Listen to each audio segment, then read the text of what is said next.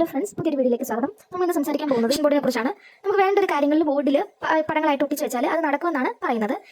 എന്നാൽ ഒരു വിശ്വാസി എന്ന നിലയിൽ ഇത് ശരിയാണോ, അതോ നമ്മൾ അറിയാതെ ദൈവത്തിനെതിരായിട്ടുള്ള കാര്യങ്ങളാണോ ചെയ്യുന്നതെന്ന് നമുക്ക് നോക്കാം. പലപ്പോഴും ഈ മാനിഫെസ്റ്റേഷൻ അല്ലെങ്കിൽ ലോ ഓഫ് അട്രാക്ഷൻ എന്നൊക്കെ പറയുമ്പോൾ പ്രപഞ്ചം, അതായത് നമ്മുടെ യൂണിവേഴ്സാണ് നമുക്കെല്ലാം നൽകുന്നതെന്നുള്ള ചിന്താഗതിയാണ്.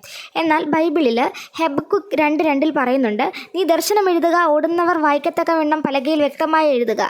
അതായത് ലക്ഷ്യങ്ങൾ എഴുതി വെക്കുന്നത് തെറ്റല്ല, പക്ഷേ ആ ലക്ഷ്യം ദൈവഹിതത്തിന് ചേർന്നതായിരിക്കണം. ഫെയ്ത്ത് ബേസ്ഡ് വിഷൻ ബോർഡിൽ നമ്മൾ പടങ്ങൾ ആഡ് ചെയ്യുക മാത്രമല്ല, ആദ്യമേ തന്നെ നമ്മൾ പ്രാർത്ഥനയോടെ വേണം സ്റ്റാർട്ട് ചെയ്യാനായിട്ട്. അതായത് ദൈവമേ, എൻ്റെ ജീവിതത്തിൽ അങ്ങയുടെ ഇഷ്ടം എന്താണെന്ന് വെച്ചാൽ കാണിച്ചു തരണമെന്ന് നമ്മൾ പ്രാർത്ഥിക്കണം. പിന്നെ വചനങ്ങളും കാര്യങ്ങളൊക്കെ നമുക്ക് അതിൽ ഉൾപ്പെടുത്താം. ഇതൊക്കെ ഉണ്ടെങ്കിലും സ്നേഹവും സമാധാനം നമുക്ക് ആവശ്യമാണ്. അപ്പോൾ അതിന് വേണ്ടിയിട്ട് നമ്മൾ പ്രാർത്ഥിക്കാം.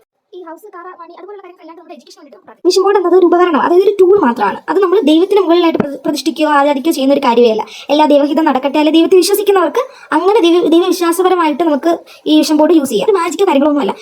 നമ്മൾ ബ്രെയിനെ ഫോക്കസ് ചെയ്യിപ്പിക്കാൻ വേണ്ടി നമ്മൾ യൂസ് ചെയ്യുന്നതാണ്. സോ നമ്മൾ ഈ വിഷൻ ബോർഡ് ഉണ്ടാക്കി വെച്ചിട്ട് നമുക്ക് അതിന് വേണ്ടി പ്രയത്നിക്കുകയും കൂടെ വേണം. ഈ വീഡിയോ നിങ്ങൾക്ക് ഹെൽപ്ഫുൾ ആയിട്ടുണ്ടെന്നുണ്ടെങ്കിൽ ലൈക്ക് ചെയ്യാനും ഷെയർ ചെയ്യാനും മറക്കരുത്. നിങ്ങളുടെ അഭിപ്രായങ്ങൾ താഴെ കമന്റ് ചെയ്യുക. അതുപോലെ തന്നെ നിങ്ങൾക്ക് ഏതെങ്കിലും രീതിയിലുള്ള ജോബ് ബേസ്ഡ് അല്ലാന്നുണ്ടെങ്കിൽ എഡ്യൂക്കേഷൻ ബേസ്ഡ് അങ്ങനെയുള്ള എന്തെങ്കിലും വിഷൻ ബോർഡ് ആവശ്യമുണ്ടെങ്കിൽ അതും കൂടെ പറയും.